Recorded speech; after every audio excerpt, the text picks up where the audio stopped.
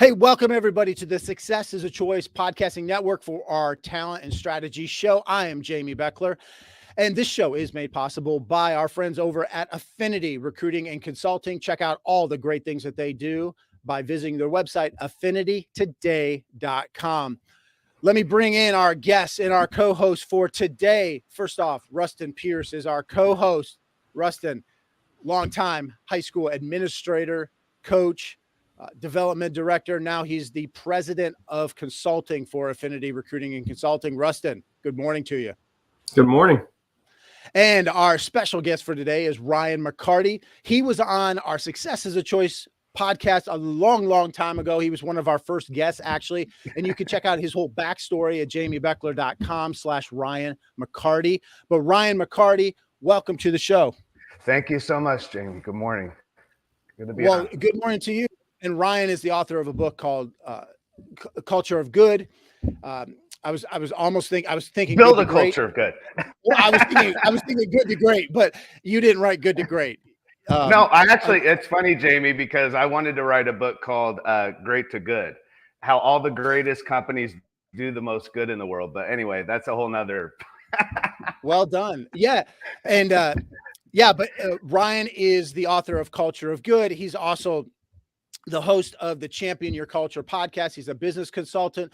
So Ryan, let's just jump into this, because one of the things that puts you on the map, or one of the things that kind of you're most known for, is your culture of good.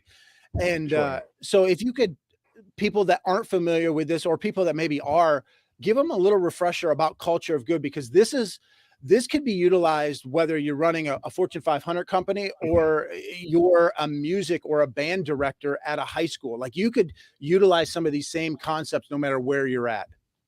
Yeah, culture, leadership, all of that can be scalable, right? It really depends on the scope of what you're trying to build. One of the greatest risks of a growing organization is that they're not growing their people as they're growing their business. And so what Culture of Good has done is not only grown as a business ourselves. So earlier on, a lot of what we were doing was teaching companies how to give back to community, go and do good, and build engagement through that. And that's certainly one of the aspects of what we do. But now we offer full training and development for leaders around culture, leading teams, because we recognized, as we were doing work with companies, that really culture lives and dies with leadership, right? Like, the heart and soul of your business is really about who's leading it, because that's the example for everyone. I mean, it's just how it works. So we started realizing throughout the time we needed to really focus on the leadership development component of it. So when you think about, are we providing the right kind of development program for our leaders, or are we just promoting them into positions and not empowering them to actually lead? So those are the things that we're addressing. Like, overall culture, leadership development is what we do now. Awesome. So if you're a business, or you even have a team, and you're like, okay, I really want my culture to be better. I've heard of this Culture of Good thing. I've ordered my book, or I will be ordering this book and checking it and checking it out at some point. Yeah. How did Culture of Good start, and what made it different than just, hey, we're going to do something charitable through our organization? What made it stand out a little bit at the onset, at the starting point? Prior to me coming in to work for the company that I launched Culture of Good in, which was TCC, it's the largest Verizon retailer across the country. Prior to doing that, I'd spent 20 years in nonprofit work and learning what it meant to build people. Really, I was focused more on the building of people and community than I was actually the building of business. And so what was really unique about this is that when I was hired into TCC, the CEO, Scott Moorhead, he was very much focused on building the business aspect of it. And I was focused on the building of the people. Earlier on, what really connected was when we were thinking about how are we engaging employees and how are we engaging our customers. We had to go back to the place where we realized, all right, we need to rehumanize this idea of business, and we need to not only just have companies that are giving big checks to organizations, but why don't we rip those checks up and like give the resources and the money to the actual team members that we're engaging with, and let's listen to their passion. Let's listen to what they care about, their neighborhood. What are the things that are moving them, not just the CEO? You know, so many companies, they do good, and it's because it's the CEO's kind of pet project, you know, and everybody kind of rallies around the CEO or the owner, and you know, everyone feels good about it. But at the end of the day, we're not empowering everyone to be a collective community, a movement of good. And when we talk about business being a force for good, we have to think of business more than just it's people. It's and how are we empowering and engaging our people, our team members in a way where they can really lead this with us. So what was very unique earlier on is we started 10 years ago, and to be able to take large sums of money and just give it to the employees and say, you figure out how you want to go do good in your neighborhood and the good that you want to do, and own it. That's the biggest thing. If people can start to own the culture and own their leadership development, rather than think about, well, I wish the company would give me opportunity, I wish the company would develop me. No, how are you owning your own development? How are you owning the good that you do and really empowering every single person? When we did that, they then were accountable to their own values, the values of the business, and they were really doing and being a part of the culture of good behaviorally because they felt it and they believed it. That's the key. We when I was a college basketball coach, we did a lot of community service, and we took some bits and pieces of what you guys do, or that concept of letting the employees or your team members own it. And you know, there would be a couple community service activities we would do as a whole team, but we would actually require them to do multiple community service activities, but they could pick anything they wanted. We gave them some ideas, but they could do it back in their hometown as long as they were doing it with another team member. So it had some sort of team aspect, but I love that, because we wanted to give them that ownership of, hey, coach isn't just telling you exactly what to do. If you have a passion for something, you can go out there and do it. Yeah, there's nothing like having a quarterback and other team members on the field that can call audibles, right? Like when you own the play, and you had like coaching is one thing. But you have to remember, as a coach, as a leader, there are going to be moments where you are going to be on the sideline, right? You're not going to be at every outreach. As your company grows, earlier on, you might have been at every event, when you had 10 people on a team. But now your company's grown, and what you have to do is, as the company grows, you really have to grow your people. You really have to develop, and exactly like you said, you have to give them that ownership. And it really comes down to autonomy.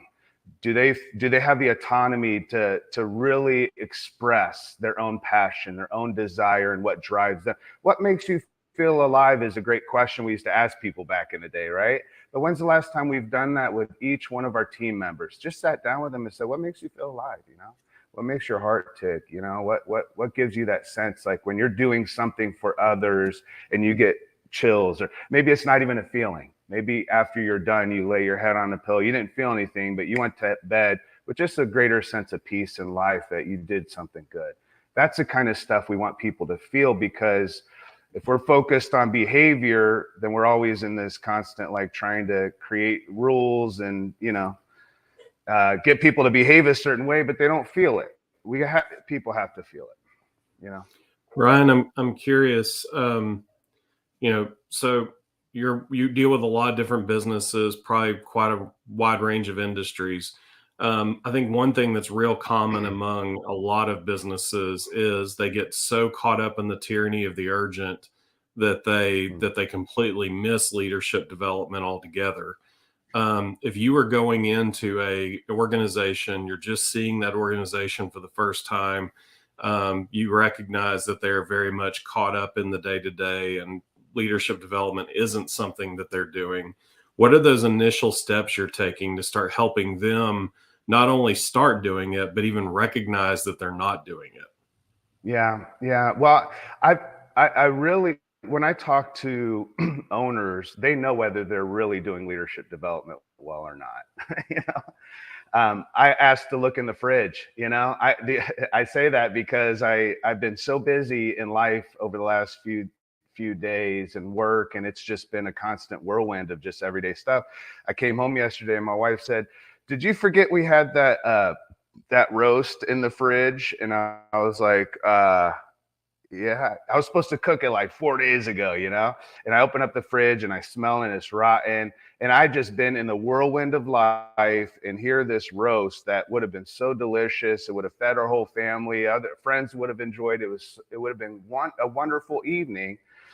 Just lost track of it. And it's exactly what you said. You lose track of things. And there are those areas of our business that we just don't over time see, because we're just in the constant of doing.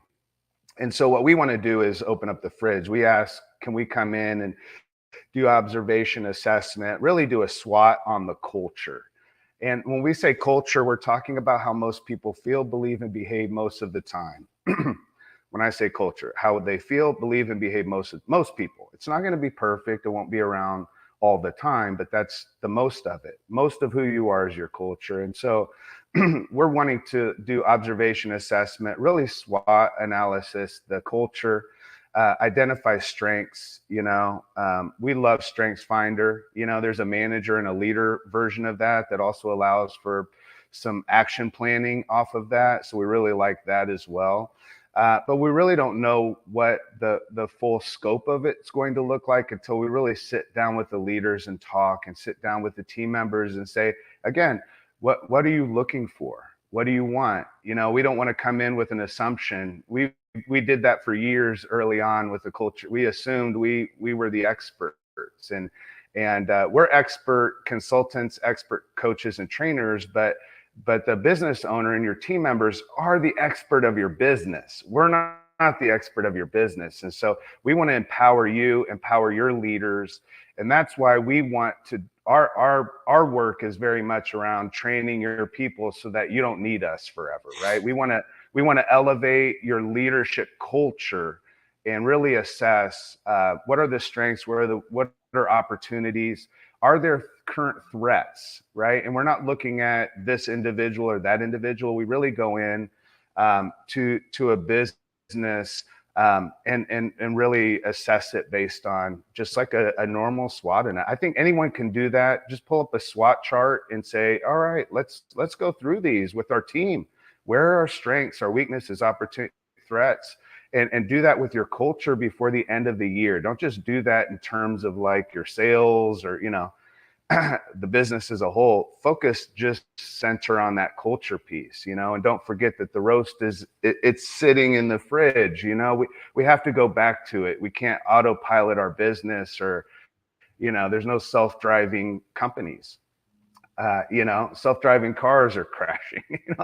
If you have a self-driving business, it will crash really fast. So we've got to, then we start to put in the coordinates. We start to say, all right, how do we, if we want to get from point A to point B, and we, a lot of times what we're finding with the companies that we're working with, we need to stand up a leadership development program from the ground up. They don't have anything. They might have an executive coach that meets with 3 people, but they don't have a robust, integrated, embedded leadership culture where most people, when you walk into a business, you can sense a leadership culture, how connected people are, how they interact with the managers that are walking around. You can just get a feel for, how people are treated, the kind of, the same way when you were a kid, you remember walking into a house and you had friends and their parents were amazing parents, and you just feel it was just a different culture in their home. You're like, man, I wish I could live here.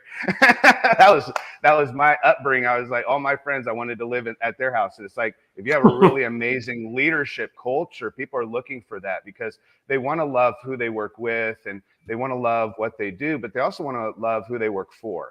And I think that idea of who we're working for, and is that person really the person that's going to develop me, empower me, grow me, get to a place where I can see that they believe in who I am and see my potential. Like that's what every single person wants. And it's like, but are our leaders and managers prepared to step up into that position? Are we promoting them for failure? Essentially, we're promoting them because they're great at sales. They're the best salesperson. They should be over the sales team. Absolutely not. They should teach and do training in sales, but who needs to be over the team is someone who's a great team leader.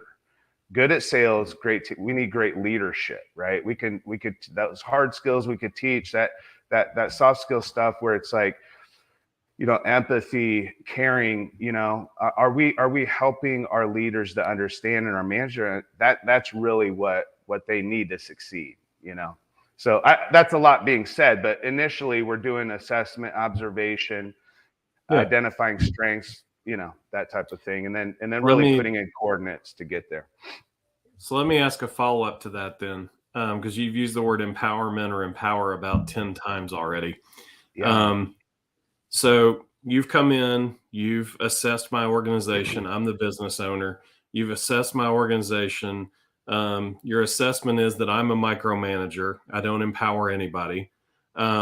So what are the next steps you're taking? How are you going to teach me how to empower the people that work for me, so that we can start growing them, but also so that I can understand how I need to be held accountable to where when you leave, it doesn't stop?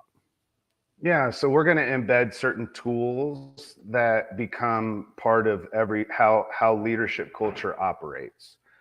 So how do the leaders throughout your organization operate as a collective, right? What are the tools that each of them use? Are they using their own tools? Certainly that's a thing, but what are the main aspects that we want to embed? And so the tools that we're going to give, we do have coaching. So if you're an individual leader and you want to be coached and you want to grow in a certain area of your life, we're going to work with you over a 6-month period individually.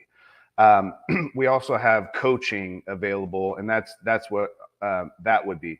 We have individual trainings as well, but when we go into an organization, what we're going to do as a collective is begin to have different workshops, right? So we're going to workshop this out a little bit with teams.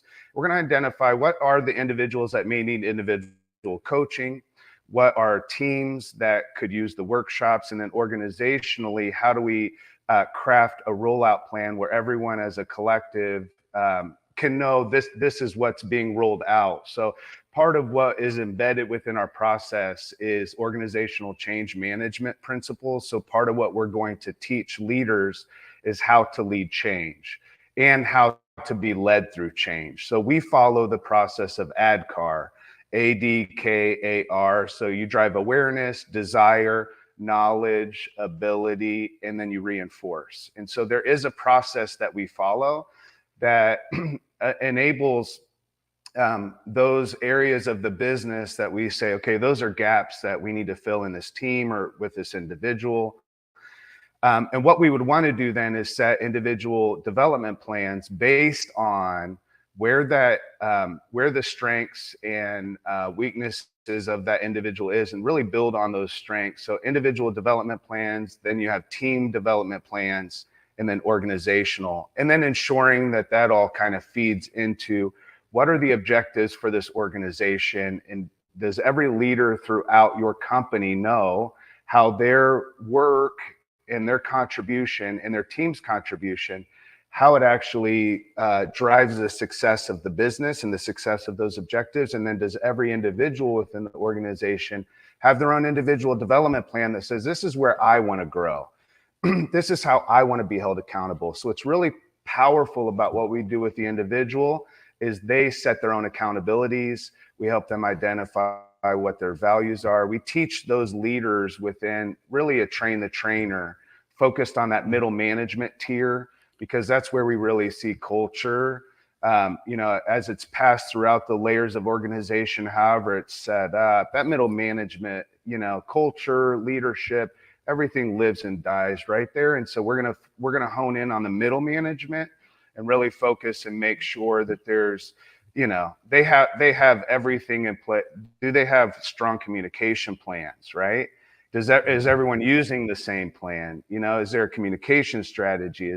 there's 6 or 7 different strategies that we focus on: staffing, growth, finance, engagement. Let's see, there's a few others that we focus on. Those strategies, then, as we're going through those, we want to make sure that all those strategies within the organization are aligned. And when those are aligned, now you have something that you can build culture on. This is after several years of trying to implement culture change and realizing if there's not a good communication plan in the organization, we can't roll this out.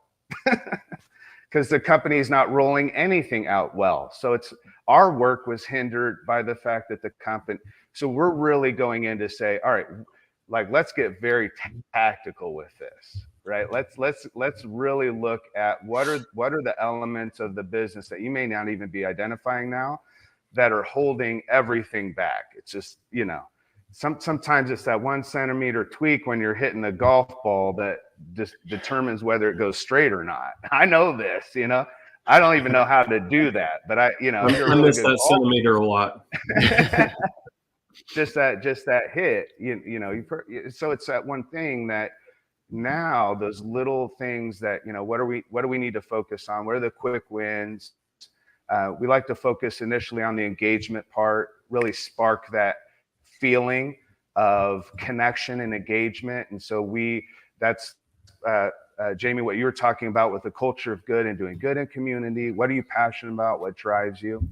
But when it comes down to time management, those are things that are soft skills. We're going to embed those into the workshops. And so we'll workshop a lot of that out. And then we have a leadership video series that you can take any leader through. And it speaks to all of those aspects. And not only speaks to it, but also says, this is what's in it for you. If you do this is how it benefits you, And I think as you're implementing or changing anything in terms of culture, when culture of good comes into a business, every single person that engages with it or accepts that change or whatever is going to be different, they have to know initially, what's in it for me? A lot of times as leaders, we don't think about that. We think, I need you to do this. And we're thinking, because this is what's in it for me if you do this. So what's wrong with saying to that team member, this is what's in it for you? And once they know that, and sometimes they're not mature enough to understand that just advancing the mission of the organization is enough. And so it's an opportunity to talk to them about that as well. And, maybe financially there's not necessarily something in it for them, or maybe not a promotion down the road. But if they really believe in what the business is doing, then just promoting and advancing the business might be what's in it for them. Absolutely. And every leader wants their team to be engaged and to accomplish great things. And so what's wonderful about what we do in terms of the idea of empowerment, you really empower people by taking them through an organizational change like ADCAR. But in doing so, you want to ensure that you're also focused on the people side of the business, right? And so when we're doing that, we're allowing them to understand, or giving them permission to understand that is the way that they can fully engage their team and get the most out of that. So in their head, this is what's in it for them. And then as they're teaching it, they're also teaching each one of their team members, this is what's in it for you. So everyone throughout the organization knows that we're not just working to make the person on top richer. We're not just working to advance the ongoing success of the business. What collectively we're working toward is a greater why. And with the culture of good, what's really special about it is that it's always going to tie back to the good that we do or can do. One of the greatest promises we make at the culture of good is if we drive the business to greater success, we can do more good. That's motivated by the good we can do. And so if we can teach leaders that if you're empowered and you're empowering your team, then collectively we have the ability to not only make our workplace better, but also make the world better, And then we're talking about an intrinsic motivation that goes beyond sticks and carrots, right? I think I said it in the book, you take the stick and you build a fire, you take the carrots, you cook a meal, and you sit down with your team and you feed the hungry and you help others and you build community, and that becomes the motivator. So it's the stick and the carrot in a different form. You know, it's really that heart, bringing your soul to work, caring about others in authentic ways, and people know whether it's authentic or not. People know whether we're starting a leadership program because we just, you know, we think that's what other cool companies are doing, or if we really want to develop our people, you know? Yeah, people can see through that. So, well, we've talked a lot about culture, and there might be somebody listening to this, you know, that's a buzzword. And sometimes we throw the word culture around, you know, and don't actually define it, or we don't actually talk about what it could look like in your company necessarily. But if I'm a CEO, if I'm a manager, I might be confused at times because I'm hearing all this empowerment. I'm hearing, you know, make the team members feel good. I'm hearing culture, and maybe I'm scared because I don't want this to be kumbaya. I don't want this to be, let's sit in a circle and just share all the time, or we can't have 8 hours of ping pong, you know, or all these self-meditation rooms. But then on the other hand, we also, if we're slave drivers, you know, if we're with the stick, like you say, if we're just the old school, you know, nose to the grindstone, well, that's not going to empower people either. So is there a balance? Is there any kind of alignment? Is there, you know, should we be bringing in the ping pong tables, or should we be getting rid of the ping pong tables? What are some thoughts on actually implementing to have a better culture in our organization? Well, what works? You know, every organization is going to be way different. You know, one organization, ping pong might be the thing, you know, that's just fun. You know, that's not a culture builder though. That's like, okay, that's like a, you know, that's a side effect of having a fun culture, you know, or like, hey, we're going to throw it. But sometimes, you know, when I play ping pong, it stresses me out, man, because I'm so I just want to win everything, you know, but you know, yeah, you've got the ping pong tables, and we have cool stuff like our company, our round room that Culture Good's a part of. We have this large slide that goes down from top floor to the second floor, that kind of stuff. Like all that's cool, because initially, as you come into a company, you know, we judge everything by what we see and hear, right, before we feel it. So those things are going to be indicators that are fine. They're like, okay, they're cool enough. I don't have to be stuffy, at least, right? Like that. But how you measure culture is interactions with people, how people talk to you, how they spend time with you. Are they quick to say hi, bye, or do they stop? Like as you're going around to assess, do they actually take the time to stop looking at their phone and engage with you eye to eye and talk to you? You know, like our teams, you know, do you walk around and everybody looks like they have their hair on fire? And are people scared to put ideas out there because it might fail? Or, you know, as you're talking to people about that, are they quick to be okay with failing, you know, and trying things? Because if not, then there's an indicator that we know there's a little bit of maybe a micromanagement, or what is that? And so every culture is going to feel and sense and be a little bit different, but there's elements that are going to look very similar. I would say, yeah, keep the ping pong table, but you know, also when it really comes down to it, culture is going to be a result of what we're accountable to, what individuals, our teams, and our organization is accountable to. And I would say this: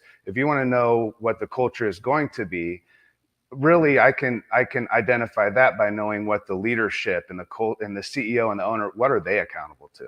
You know, are they accountable to the values? This is more than just touchy feely kumbaya, sit around a fire and eat you know, soft carrots, right? This is more than the touchy feely stuff.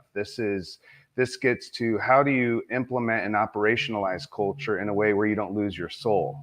The way that you do that is you ensure that your values are still your values as a company. You've evolved as a business, so your values have evolved in the same way that as an individual. And then you start to embed accountability tactics within the organization to those values. And you say, are these really the values of the business? Well, if they are, What is the value that you're living up to when you're driving the business or when you're going to that development program? And then how are we then reviewing that once or twice a year, where we're not just saying, did you hit your KPIs, but how are you growing you within the business? How are you identifying that? And so it's really about like getting more tactical with it and saying, all right, the ping pong table is great. If we can add a ping pong table to a culture of accountability and have accountability to these strategies and to these outcomes that we've all agreed to, and then individuals have accountability to their own individual development plan, and then you as a leader coach them and say, how would you like to be held accountable? And then they choose their accountability, and then you just hold them accountable to how they said it. They might say, I want to text on Thursday to make sure I got that done, or can you send me an email, or can we have a meeting in 2 weeks? Great. Right? So now you're not using a stick, and you're leading people. You're going out in front of them and saying, I'll be there in 2 weeks. Let's meet there and we'll go through what happened. And so accountability is more than just like forcing behavior. Remember, culture is how most people feel, believe, and behave most of the time. If all we're focused on the behavior, then we don't realize that what turns into true, authentic behavior is a feeling and belief, right? We feel something first. The stove is hot. I believe if I touch it the next time and that fire's on, it's going to burn me again. Therefore, my behavior changes. But if all I'm told as a kid, don't touch a stove, right? Don't do this, you have to comply to this. Yeah, but there's no accountability, personal accountability, right? So it's really ensuring that we're going beyond all the I guess touchy-feely stuff to really get into that accountability side and say, okay, if you want this to be real, who's accountable to it? Who owns it? Right? This isn't a self-driving car. Who's got the hands on the wheel? Who's the backseat driver? Who's putting in the coordinates, right? Who's on the bus? Are they in the right seat on the bus? We're assessing all of those elements of it. But at the end of it, we want to ensure that every single individual, team, and the organization as a collective is empowered. And that's why at Culture of Good, that's why we offer all development programs for leadership and culture. The outcome is we want to be able to say, if we're working directly with a company, and maybe they send someone to our training, that's wonderful. But if we go into a company, work with them, I don't want to work with a company longer than a year, maybe a year and a half. And I know that's a weird thing to say as a consultant, because most consultants want to get their fingers in and like, let's ride this thing for the rest of my life, like an insurance salesman, if I just get a bunch of customers and just keep nurturing them. But for me, it's like, I want to empower the organization to lead without me. If you still need me after a year and a half, Culture of Good didn't do what we were supposed to do. It's just how I feel about it and how it's really played out, because at some point it has to be less than just a program, and it has to become embedded into just the way of life, right? Of how leadership engages, how employees are brought into the company, onboarded in, right? Do they have an individual development plan when they first come into the company? Do they even see themselves working for you for 12 months? Well, if you set up an IDP that's a 12-month plan for them, now all of a sudden, right away, they have a feeling like, oh, there's possibility I might work with them longer than 3 months or 6 months, depending on the industry, right? So it really depends on the culture of the organization and what we find when we open up the fridge and we get a good sniff to that rotten that rotten roast. I need to come up with a better metaphor for that, I have a feeling.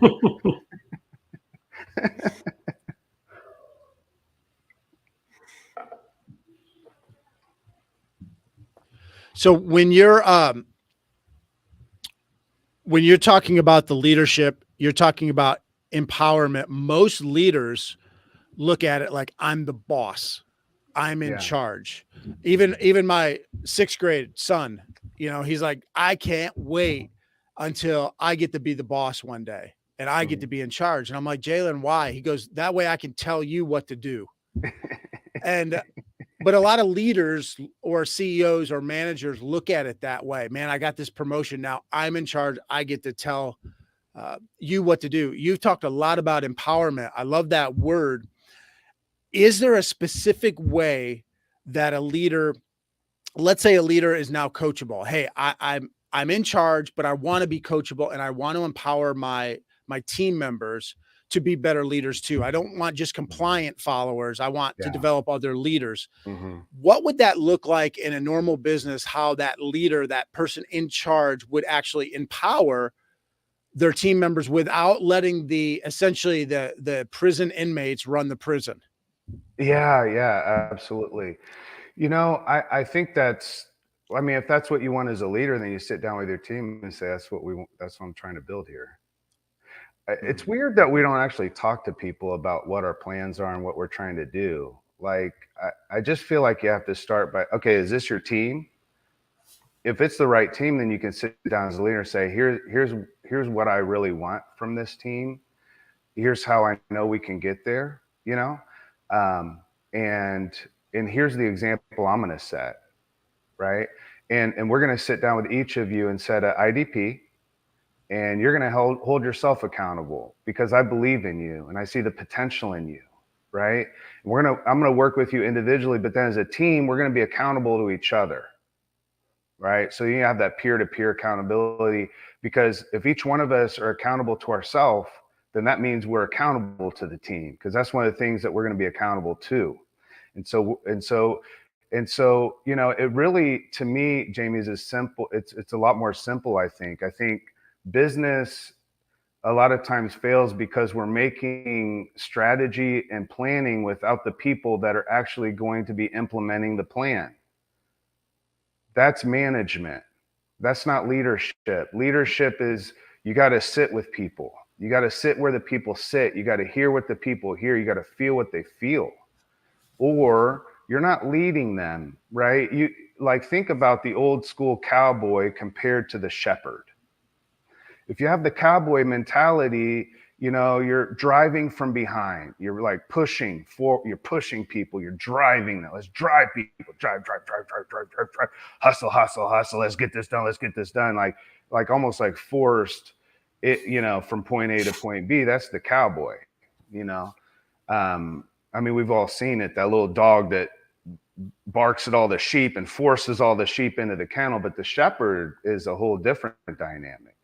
The shepherd has the staff, but not because the staff is there to hit anyone with. The staff is there as a weapon to fight off any threats.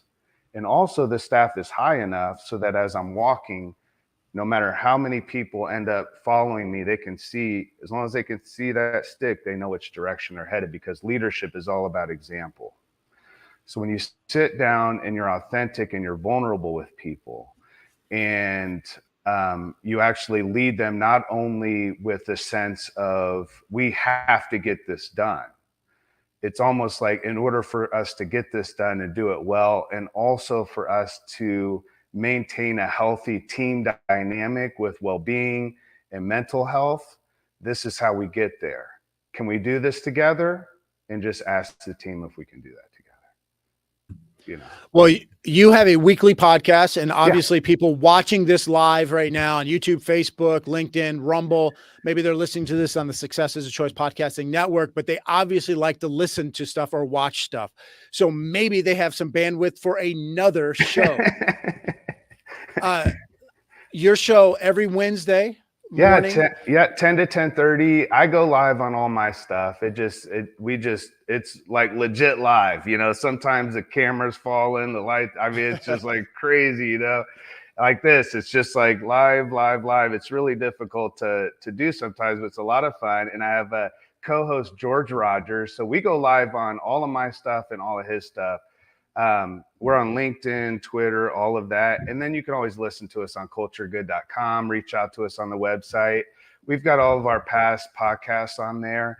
And it's really just a half hour. Sometimes we have a cool guest like you're having on today with me. Totally kidding. But we'll have a guest on, and sometimes it's just George and I, just going back. Right now we're in a whole thing on how to write your IDP for the new year. So it's kind of good timing. So yeah, certainly we'd love that. And just encourage people to continue to support what you're doing, man. I mean, it's all of us it's all of us as a collective doing this. This builds the whole entire culture of industries. If you think about how it continues to grow, it's leaders asking those questions like, how do we go from just being a boss to actually caring about people without it feeling like it's just fluffy stuff? I hear that so much. I go into companies and I think there is that perception that culture good is touchy feely. I talk about feelings and we talk about empowerment, and we talk about results. For TCC, it was like 6 million a year saved in turnover. They had a lot of turnover. They dropped it 20%. It stops being touchy feely for the CFO when it saves them 6 million a year. So, so we're real excited. But yeah, we'd love for any of your audience to engage, and certainly for any of our audience to engage with you as well. I know we've got some things hopefully coming up, Jamie, where we can have you on. It'd be awesome, man. Well, I appreciate that, and appreciate you joining us, Ruston, as usual. Nice job. Appreciate you joining us as well. Absolutely. Love Thank it. you, Ruston. Awesome so stuff. we will be back here live, even though it's kind of Christmas weekend. If you're looking, next Friday, 11 o'clock a.m. Eastern time, we will also be here. We'll have John Brubaker. He is the author of 1.7 bajillion books. I think he probably wrote another book this week, but one of his best ones is Stadium Status, and he's going to talk to us about how to take whatever we're doing and make it bigger. Be like, cool. We should be in a stadium, not playing some little dive bar, but be in a stadium. Stadium Status. So John Brubaker will be joining us. But otherwise, until next time, remember that success is a choice. What choice will you make today?